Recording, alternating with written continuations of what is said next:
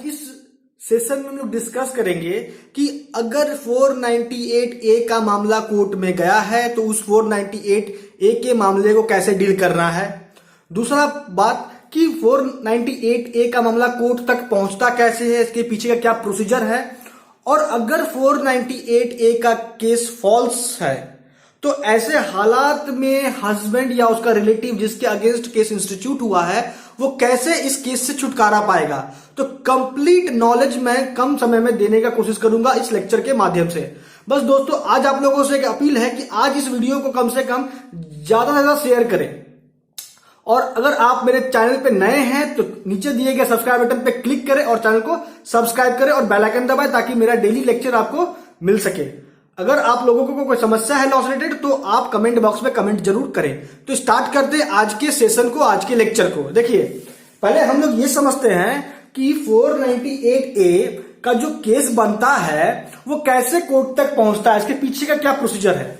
तो मान लीजिए वास्तविकता में लोग क्या समझता है कि 498A जो है बहुत ही विवादित धारा है इंडियन पैनल कोड का और इसको हट जाना चाहिए, इसको हटा देना चाहिए लेजिस्लेचर को, लेकिन इन रियलिटी ऐसा नहीं है। ठीक है, तो एक्चुअली में लैकुना कहां पे है आज इस वीडियो में ये भी हम लोग जानेंगे। तो सबसे पहले बात करते हैं कि अगर कोई व्यक्ति, यहां कोई व्यक्ति का मतलब कौन हो रहा है, तो वाइफ अगर खुद को समझती है कि वो एग्रीव्ड है ऐसे अपराध से जो पनिशेबल है इंडियन पैनल कोड के सेक्शन 498A के तहत, तो वह जो केस इंस्टीट्यूट करती है या फिर उसके बिहाफ पे उसके गार्जियन, पेरेंट्स या नियर रिलेटिव केस जो इंस्टीट्यूट करते हैं, कैसे करते हैं। देखिए, तो पहला वो या तो जाते हैं, पहला पॉइंट,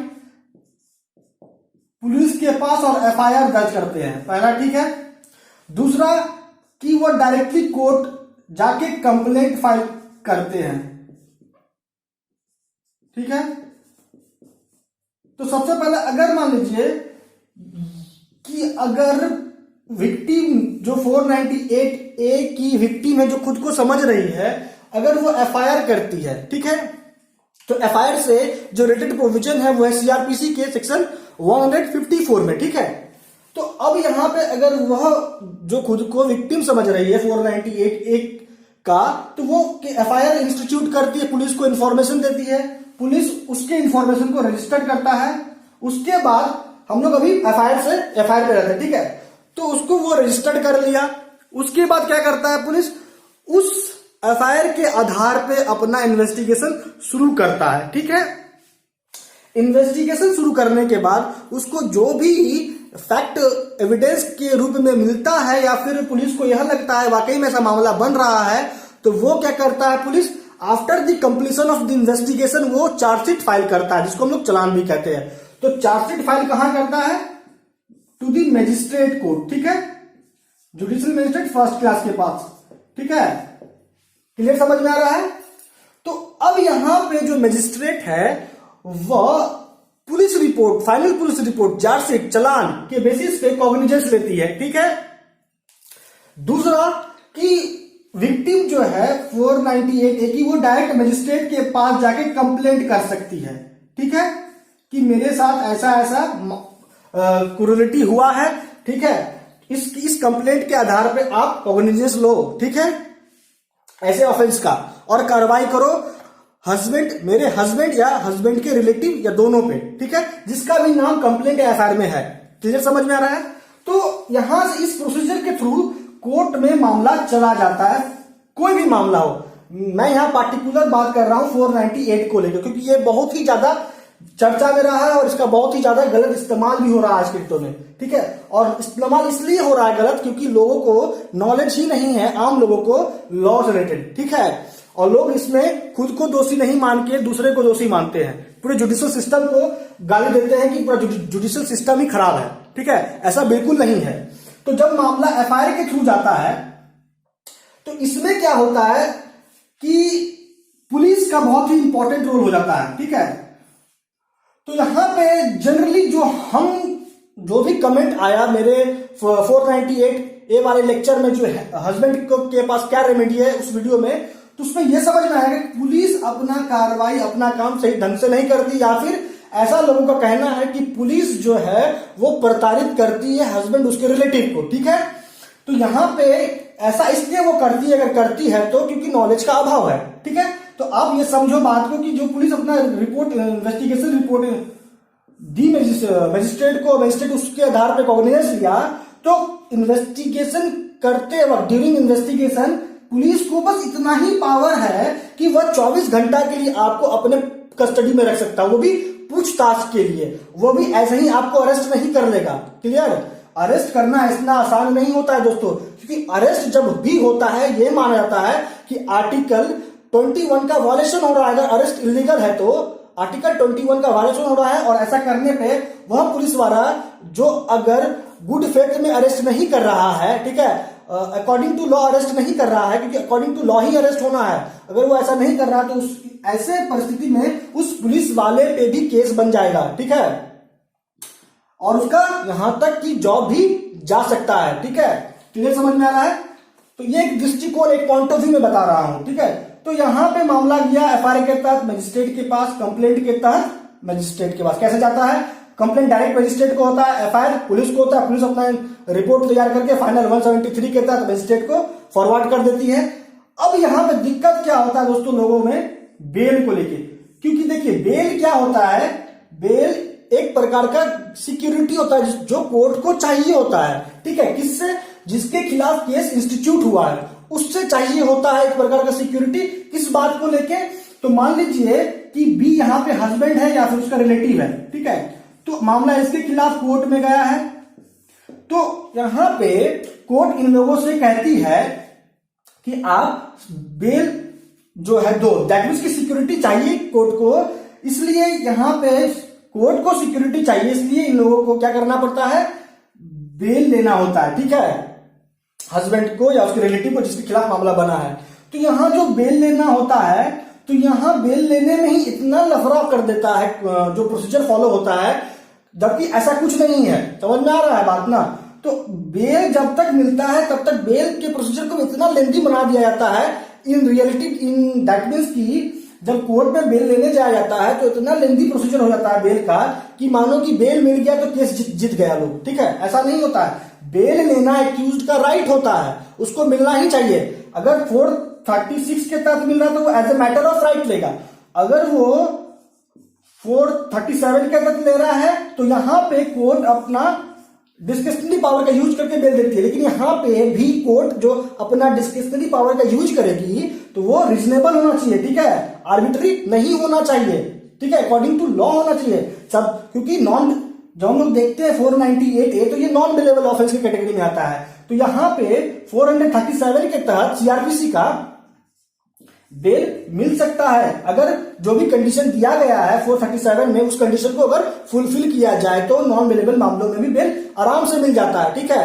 समझ में आ रहा है? क्लियर बात? तो अब बेल मिल गया, ठीक है, तो अब जैसे बेल मिल गया तो अब मुकदमा चलेगा, अब केस चलेगी आगे। तो यहां पे जो जिसके खिलाफ, दैट मींस जो हस्बैंड होते हैं उसके रिलेटिव जिसके खिलाफ केस हुआ होता है, उनमें एक भय हो जाता है, डर हो जाता है, ठीक है, क्योंकि यहां पे उनको बहुत सारा मेंटल एगोनी से गुजरना पड़ता है, चाहे वो पुलिस के द्वारा हो, चाहे वो कोर्ट में चल रहे प्रोसीजर के द्वारा हो, ठीक है। तो यहां पे उनको बहुत सारा मेंटल एगोनी से झेलना पड़ता है, ठीक है, जबकि वो अगर इनके सही है तो भी, गलत है तो भी, ठीक है। तो जो सही है, जो लोग सही हैं, जिन पर फॉल्स एफआईआर हुआ है 498A का, तो उनको तो और मेंटल एगोनी होता है, ठीक है, उनको और परेशानी होती है। क्लियर? समझ में आ रहा है? तो करना क्या है कि मामला कोर्ट में गया, पुलिस का बस इतना ही काम होता है कि जो भी एविडेंस हो वो कलेक्ट करके बिफोर कोर्ट दे देता है, पुलिस का बस इतना ही रोल होता है, ठीक है। क्योंकि किसी पे आप केस कर देते हो, किसी को आप कह दिए कि आप चोर हो, उसके खिलाफ केस दायर कर दिए बाय वे ऑफ एफआईआर और बाय वे ऑफ कंप्लेंट, तो ये क्या इतना कर देने से क्या सिद्ध हो जाता है कि वो चोर है? दैट मींस कि अगर किसी के खिलाफ 498A का मामला रजिस्टर्ड हुआ है कोर्ट में, ठीक है, तो क्या इसीलिए साबित हो गया कि वो दोषी है? क्योंकि जब हमारा जुडिशियल सिस्टम का जो कॉन्सेप्ट है, जो जिस प्रिंसिपल पे हमारा जुडिशियल सिस्टम चल रहा है, वो प्रिंसिपल क्या है कि जब तक दोष साबित नहीं होगा तब तक आरोपी क्या है, निर्दोष है, ठीक है। तो यहां पे भी लोग को नॉलेज नहीं होता, जिसके कारण लोगों में भय सा हो जाता है, ठीक है। तो डरने वाली कोई बात नहीं है। अब मामला कोर्ट में चला गया, ठीक है, अब मामला जब कोर्ट में चला गया, प्री ट्रायल स्टेज में जो थोड़ा दिक्कत होता है बेल लेने ग्रांट करने से पहले बेल प्राप्त हो गया तो मामला कोर्ट में चला गया, अब केस लड़ना है। ठीक है, अब देखिए जो लोगों पे फॉल्स हुआ है 498A केस, ठीक है, तो उसको कुछ नहीं करना है, तो उसको प्रोसीजर समझ लेना कि अब केस में क्या होने वाला है। ठीक है, अगर आप प्रोसीजर समझ लोगे तो आपको कोई दिक्कत नहीं होने वाला है। ठीक है, क्योंकि जो भी कोर्ट में होता है, जो भी प्रक्रिया कोर्ट में होती है वो वही होती है जो लॉ में लिखा गया है। ठीक है, जो CrPC code of criminal procedure में लिखा गया है उसके अनुसार ही कोर्ट में कार्रवाई होती है। तो वो कार्रवाई क्या है ये अगर आप जान लेते हो तो आप एक एक मूवमेंट पे कभी हड़बड़ाओगे नहीं, कभी घबराओगे नहीं। ठीक है, मैं स्पेशली यहाँ पे ये वीडियो उन लोगों के लिए बनाना चाह रहा था क्योंकि बहुत सारा कमेंट दोस्तों आया कि इस 498A को ही लोग गलत समझ रहा है, जबकि वास्तविकता में 498A सेक्शन गलत नहीं है, ना ही इसमें कोई संशोधन की जरूरत है। अब दिक्कत क्या है और वो दिक्कत क्या है ये मैं आपको अभी बताऊंगा इस लेक्चर में। ठीक है, तो अब जैसे केस इंस्टीट्यूट हुआ, केस चला गया मजिस्ट्रेट के पास, अब कार्रवाई होगा, तो सबसे पहला कि बर्डन ऑफ प्रूफ क्या होता है कि जिसने यह कहा, किसने यह आरोप लगा रहा है कि 498A का अपराध हुआ है उस पे, तो वाइफ उसके रिलेटिव लगा रहे हैं, तो ये प्रूफ करना, ठीक है, क्योंकि यह वो फैक्ट है जो सिर्फ उसकी वाइफ और वाइफ जिस पे प्रताड़ना हुआ वही समझ सकती है। ठीक है, तो जो इनिशियल जो केस का शुरुआत होता है, ठीक है, उसमें पहले प्रोसिक्यूशन को यह साबित करना होता है कि वाकई में एक्यूज्ड पे जो लगा आरोप है वो क्या है, सस्टेन कर रहा है, समझ में आ रहा है। और प्रोसिक्यूशन को हर एक इंग्रेडिएंट ऑफेंस का हर एक इंग्रेडिएंट प्रूफ करना होता है विदाउट एनी डाउट। ठीक है, बियॉन्ड रीजनेबल डाउट हर एक फैक्ट को प्रूव करना है, क्योंकि अगर प्रोसिक्यूशन किसी भी एक फैक्ट को प्रूव नहीं कर पाया तो इस आधार पे एक्यूज जो है डिस्चार्ज भी हो सकता है। ठीक है, एक्यूटल का बात हम नहीं कर रहे हैं, हम डिस्चार्ज का बात कर रहे हैं। ठीक है, तो सबसे पहला जो खेल होता है किसका होता है, प्रोसिक्यूशन का, क्योंकि पहला इनिशिएटिव हमेशा प्रोसिक्यूशन लेगी ऐसे मामलों में। प्रोसिक्यूशन का पहला ड्यूटी होता है कि यह साबित करे कि उसने अपने अपोनेंट में जो आरोप लगाया है 498A का, ठीक है, वो सस्टेन कर रहा है, उसको लेके क्या एविडेंस है। तो अगर यहां वो लोग जो सही हैं तो उनको घबराने की कोई आवश्यकता ही नहीं है, क्योंकि इतना आसान नहीं होता है फैक्ट को प्रूव करना। होता क्या है कि मामला कोर्ट में जब जाता है तो कोर्ट में ऑलरेडी इतना केस पेंडिंग में है, ठीक है, इतना केस जो है कोर्ट में पेंडिंग है और जजों का संख्या इतना कम है जिसके कारण क्या होता है कि केस का डिस्पोजल बहुत ही लेट से होता है और केस बहुत लंबा समय तक चलता है। हम लोग बात कर रहे थे कि प्रोसिक्यूशन का पहला काम होता है अगर मजिस्ट्रेट, क्योंकि देखिए ये जो अगर मान लीजिए कंप्लेंट हुआ है तो कंप्लेंट केस का प्रोसीजर मैंने बताया है ऑलरेडी मेरे लेक्चर में, अगर आपने नहीं देखा है तो मैं उसका लिंक डिस्क्रिप्शन बॉक्स में दे देता हूं, आप उसको जरूर देखें कि कंप्लेंट केस का कार्रवाई कैसे होता है। और ये वारंट केस भी अगर है पुलिस रिपोर्ट पे हुआ है तो वारंट केस का ट्रायल कैसे होता है इसको लेके भी मैंने ट्रायल प्रोसीजर दिया हुआ है, लेक्चर दिया हुआ है, उसका भी अगर आप लोगों ने मेरा वीडियो नहीं देखा है तो उसका भी मैं डिस्क्रिप्शन बॉक्स में लिंक दे दूंगा, वो जरूर देखें आप। ठीक है, तो अब बात हम लोग करते हैं कि पहला प्रोसिक्यूशन का दायित्व होता है कि वो प्रूव करे कि जो अपोनेंट पे लगाया गया आरोप जो है वो सस्टेन हो रहा है। ठीक है, और जो एक्यूज्ड है वो गिल्टी है। तो यहां पे प्रोसिक्यूशन को हर एक फैक्ट को प्रूव करना होगा, जो कि इतना आसान नहीं होता है दोस्तों। ठीक है, क्योंकि उनको हर एक फैक्ट को लेके एविडेंस कलेक्ट करना होता है। ठीक है, तो एविडेंस कलेक्ट करना होता है। अगर मान लीजिए इस स्टेज में ही अगर प्रोसिक्यूशन इस फैक्ट अब जो भी केस हुआ है उस केस को अगर साबित यह नहीं कर पाया कि एक्यूज्ड ने वाकई में क्राइम किया है, तो इस स्टेज में ही एक्यूज्ड को डिफेंस लेने का भी जरूरत नहीं होगा, वो डिस्चार्ज हो जाएगा। ठीक है, समझ में आ रहा है पूरा पॉइंट।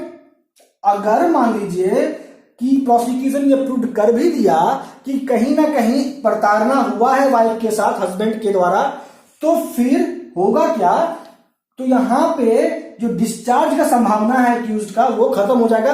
तो फिर एक्यूज को मौका मिलेगा अपने पक्ष में बात रखने का कि वो क्या कहता है, कि उस पर लगा आरोप क्या सही है, क्या वो अपना डिफेंस लेना चाहता है और इसको डिस्प्रूव करने को लेके एविडेंस देना चाहता है तो दे, तो वो भी उसको भी मौका मिलता है अपने बातों को रखने का बिफोर कोर्ट, क्योंकि कोर्ट जब तक दोनों को नहीं सुनेगी तब तक कोई जजमेंट ही नहीं दे सकती है। ठीक है, ये प्रिंसिपल है, रूल है ऑफ नेचुरल जस्टिस। क्लियर है? तो कितना लंबा प्रोसीजर होता है। अब सवाल उठता है कि अगर मान लीजिए अगर ये फैक्ट प्रूव नहीं कर पाया प्रोसिक्यूशन, वाइफ अगर फॉल्स केस की थी अपने हस्बैंड पे, ठीक है, उसके रिलेटिव पे, तो यहां पे हस्बैंड अब वाइफ के अगेंस्ट क्या क्या कर सकता है अगर वो डिस्चार्ज या एक्यूटर हो जाता है। तो ये समझ लीजिए पहला कि सबसे पहला तो वो फॉल्स एफआईआर का केस करेगा, इंडियन पैनल कोड के सेक्शन 211 के अनुसार कर सकता है। दूसरा, हस्बैंड भले कोई क्रिमिनल केस इंस्टीट्यूट नहीं करे इस तरीके का 498A के टाइप का, लेकिन वो फॉल्स एफआईआर का केस जरूर रजिस्टर्ड कर सकता है, पहला। दूसरा कि इस ग्राउंड पे वो डाइवोर्स ले सकता है, अगर वो हिंदू है तो इस ग्राउंड पे वो डाइवोर्स ले सकता है। क्लियर समझ में आ रहा है? अपने मानहानि का कॉम्पनसेशन मांग सकता है, ठीक है, अगर मैटर सिविल कोर्ट में गया। तो अगर वो क्रिमिनल कोर्ट में जाता है, मानहानि का मामला करता है, तो फिर वाइफ और जो इन्फॉर्मेंट है या जो कॉम्प्लेनेंट है उसको जेल भी जाना पड़ सकता है, ठीक है। क्लियर समझ में आ रहा है कि इतना रेमेडी हस्बैंड के पास भी अवेलेबल होता है। लेकिन मेरा जो इंपॉर्टेंट पॉइंट है दोस्तों आज के इस लेक्चर को बनाने का, कि आखिर क्या वाकई में सेक्शन 498A को संशोधित करना आवश्यक है? क्या 498A के कारण दिक्कत हो रही है? ऐसा नहीं है, ठीक है, क्योंकि 498 में तो सिर्फ इतना बताया गया है कि अगर कोई व्यक्ति ऐसा एक्ट करता है जो क्रूरल्टी के कैटेगरी में आता है तो उसको पैरालाइज किया जाएगा 498A के तहत इंडियन पैनल कोड का। लेकिन बात वहां पे दिक्कत नहीं है। जब इसी 498A को हम लोग देखते हैं, पढ़ते हैं सीआरपीसी के सेक्शन 198A के साथ, तो वहां पे क्या है, देखिए बात कि वहां कहता है कि कोर्ट जो है इस अपराध का कॉग्निजेंस कैसे कैसे ले सकता है। तो उसमें एक आ जाता है क्या, एफआईआर के बेसिस पे भी कोर्ट कॉग्निजेंस ले सकती है ऐसे मामलों का, ठीक है। तो यहां पे मेरे दृष्टिकोण से, मेरे पॉइंट ऑफ व्यू से, यहां पे मैं चाहता हूं, और मैं यह चाहता हूं, इसलिए चाहता हूं कि वो जो पॉइंट है सीआरपीसी के सेक्शन 198A में कि पुलिस रिपोर्ट के आधार पे भी, के बेसिस पे भी कोर्ट इस अपराध का कॉग्निजेंस ले रही है, उसको हटा दिया जाए, पहला।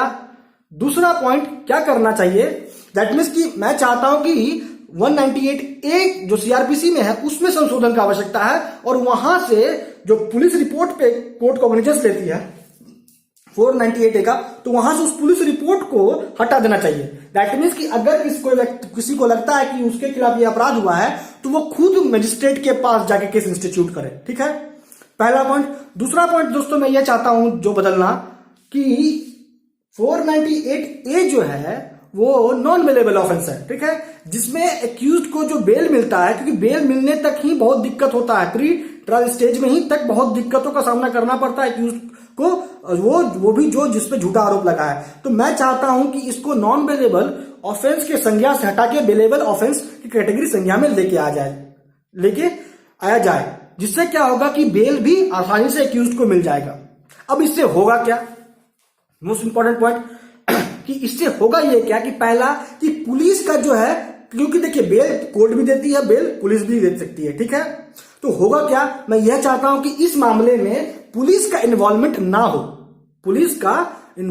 हो, क्योंकि नंबर ऑफ केसेस ऐसा आ रहा है दोस्तों, जब आप आंकड़ा देखोगे, ठीक है, क्योंकि आपको गूगल में भी ये आंकड़ा मिल जाएगा कि मोस्टली जो 498A का केस बन रहा है वो फॉल्स हो रहा है, ठीक है। तो इसलिए मेरा यह मैं चाहता हूं कि यहां से इस मामले में, ऐसे मामलों में, ठीक है, जो काफी विवादित है, वहां उस मामले में पुलिस का इन्वॉल्वमेंट हट जाए, ठीक है, पुलिस इसमें इन्वॉल्व ना हो, ठीक है, समझ में आ रहा है बात। तो होगा क्या इससे कि पुलिस इन्वॉल्व नहीं होगा तो पुलिस का भी अपना जो इमेज है वो भी बच जाएगा, और ये जो डर है पुलिस को लेके लोगों में वो खत्म हो जाएगा, और जो करप्शन जो बहुत बड़ा इशू है वो भी बंद हो सकता है। क्लियर है? अब कैसे, और अगर ऐसा करने से अब सवाल ये उठता है कि इसको कोई जो विक्टिम के साइड से, क्या उसको कोई समस्या, कोई प्रॉब्लम है? बिल्कुल नहीं हो सकती, क्योंकि अगर वो वाजिब है, अगर उस पे सही में प्रताड़ना हुआ है उसके साथ, तो वो डायरेक्ट मजिस्ट्रेट को जाके अपने बातों को रखे, कंप्लेंट करे, कंप्लेंट के बेसिस पे मजिस्ट्रेट जो है केस को आगे बढ़ाए, केस पे कार्रवाई करे, ठीक है। तो फिर सवाल उठता है कि सबूत इकट्ठा कौन करेगा, ठीक है। तो क्या सबूत इकट्ठा जो करने का बाद आता है, तो क्या सिर्फ पुलिस का ही रोल होता है वो हर एविडेंस कलेक्ट करके बिफोर मजिस्ट्रेट प्रोड्यूस कर देता है? ऐसा तो नहीं होता है, क्योंकि बहुत सारे ऐसे कंट्री हैं जहां पे जो ट्रायल प्रोसीजर होता है वहां ऐसे भी होता है जहां पे दो पक्षों के बीच में बात होता है और जज ही इंस्पेक्ट करता है, जज ही एविडेंस कलेक्ट करता है, जज ही जजमेंट सुनाता है। ठीक है, तो ऐसे करने से क्या होने वाला है ना, विक्टिम पक्ष को कोई प्रॉब्लम होगी अगर उसने वाकई में 498A का मामला दैट मीन उसके साथ प्रताड़ना हुआ है तो वो मजिस्ट्रेट को जाके बात रखे, मजिस्ट्रेट उसमें अपना एविडेंस कलेक्ट करे, अपना मजिस्ट्रेट अपने गाइडेंस में ऑफिसर अपॉइंट करे to collecting evidence in respect of such cases. ठीक है, मजिस्ट्रेट के अंडर सुपरविजन में ये चीज हो। ठीक है, तो जिससे क्या होगा कि जो एक्यूज्ड है, जिसपे ये आरोप लग रहा है, ठीक है, अगर उसपे ये फॉल्स केस बन रहा है तो उसको एक सहूलियत मिलेगा। ठीक है, सहूलियत क्या मिलेगा कि उसका सबसे पहला कि जुडिशरी के प्रति जो उसका जो दृष्टिकोण है वो बदल जाएगा और लॉ के प्रति जो उसका दृष्टिकोण है वो बदलेगा। दूसरा कि उसको भी अगर परेशानी नहीं होगा, परेशानी क्यों नहीं होगा, अगर वो सही है तो मैटर वही होगा, बस क्या होगा, तरीका बदल जाएगा। अब होगा कैसे, उसको क्या बेनिफिट हो रहा है एक्यूज्ड को के साइड से, देखिए कि केस का कार्रवाई मजिस्ट्रेट ही कंडक्ट करेगी, लेकिन यहां पे होगा क्या कि एक्यूज्ड को जो शुरुआती दौर में बेल होने से पहले जो दिक्कतों का सामना करना पड़ता है इन रियलिटी, क्योंकि देखिए लॉ ठीक है, जितना लॉ हमारे देश में है उससे ज्यादा लॉ किसी और देश में नहीं होगा, इतना कॉम्प्लेक्स लॉ और किसी देश में नहीं है जितना लॉ है हमारे कंट्री को लेके। ठीक है, लेकिन दिक्कत लॉ में नहीं है, लॉ के एग्जीक्यूशन को लेके दिक्कत हो जाता है। समझ में आ रहा है बात? तो यहाँ पे एक्यूज्ड के मामला अगर के खिलाफ मामला बना तो मजिस्ट्रेट डायरेक्ट एक्यूज्ड को कोर्ट बुलाएगी और उससे कोर्ट मजिस्ट्रेट डायरेक्ट पूछताछ करेगी। तो यहाँ पे एक्यूज्ड को बेल मिलेगा तो एक्यूज्ड को जो परेशानी हो रहा है वो परेशानी नहीं होगा। ठीक है, तो ऐसे अगर मान लीजिए चला मामला तो ऐसे क्या होगा कि ना इस पक्ष को, ना विक्टिम पक्ष को, ना एक्यूज्ड पक्ष को, ठीक है, दिक्कत होगा और निष्पक्ष बिना किसी बाधा के, बिना किसी को परेशान किए हुए ये मामला का निष्पादन 498A का निष्पादन आराम से हो जाएगा। क्लियर दोस्तों? आज इस लेक्चर में तो बेसिकली हम लोगों ने यही समझा कि 498A का मामला कैसे कोर्ट जाता है एफआईआर कंप्लेंट के बेसिस पे। बस इतना ही कहना चाहता हूं कि आप इस लेक्चर को ज्यादा से ज्यादा शेयर करें ताकि हर एक आम नागरिक तक ये बात पहुंच सके और हो सके तो ऐसा भी हो कि इसको लेके जो मेरा पॉइंट ऑफ व्यू है उस पर थोड़ा एक बार विचार जरूर हो कि पुलिस की इन्वॉल्वमेंट को इस ऑफेंस, स्पेशली इस ऑफेंस को लेके पुलिस का इन्वॉल्वमेंट कम हो जाए, ऑलमोस्ट ना के बराबर इन्वॉल्वमेंट हो और प्रक्रिया कोर्ट जज अपने गाइडेंस में देखे। ठीक है, और ये कैसे होगा ये भी हमने बताया। ठीक है, क्लियर है? तो दोस्तों आज इस लेक्चर में इतना ही। आप तक हमारे साथ बने रहने के लिए बहुत बहुत धन्यवाद।